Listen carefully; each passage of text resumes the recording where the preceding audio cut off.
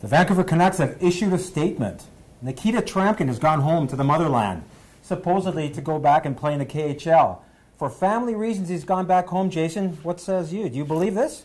Look, I think all of these, first of all, I think the rebuild is taking on water. This is a pretty big shot for the Vancouver Canucks to lose a guy like this, who among all of these young players and young defensemen, he probably had the highest ceiling. I mean, a guy who can skate like that at that size is a guy who could possibly potentially translate into a top pairing defenseman. So one, big loss for the Canucks. Is it all about family? No, it's not all about family. Obviously, that plays a significant role in this. He was fine in the KHL. He wasn't all in on coming to North America in the first place. The Canucks made him some promises. You'll play. We won't send you down to the AHL. What happened when he first got here to start this year?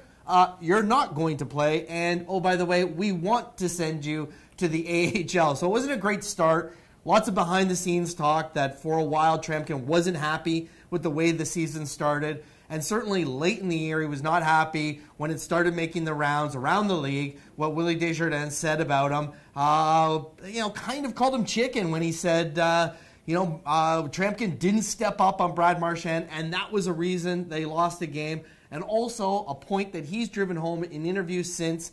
He didn't like the fact he wasn't playing 20 minutes a game. I know it seems like a bit crazy for a rookie to have those kind of expectations, but I think for his development, he wants to play a lot. He sees himself as better than some of the other defensemen that they had on the team, and I can't say he's wrong, and neither can you.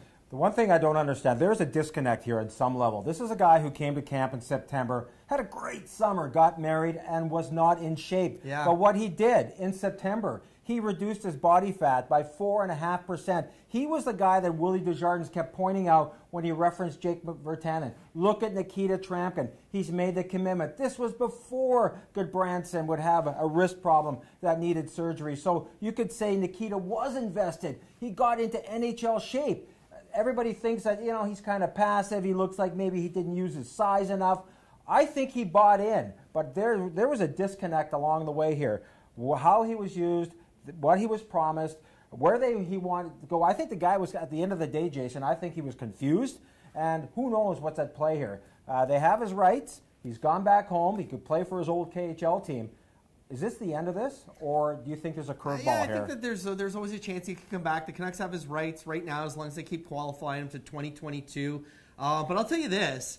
I would take a fat, overweight Tryamkin in my lineup over Lucas Pisa any day. Yeah, and there's an intrigue here. Let's not lose sight of the fact that there was something to be excited about when we went to the rink. You never quite knew what Nikita was going to do. The great thing about him, he didn't care who he was hitting or what stature they had in the league, whether it was a rookie or a superstar. He made that part of his game known.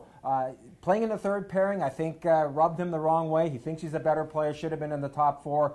Maybe that's part of the reason, the way he was handled. There was a disconnect along the way here, Jason. I don't know if you can put those two plugs back together again.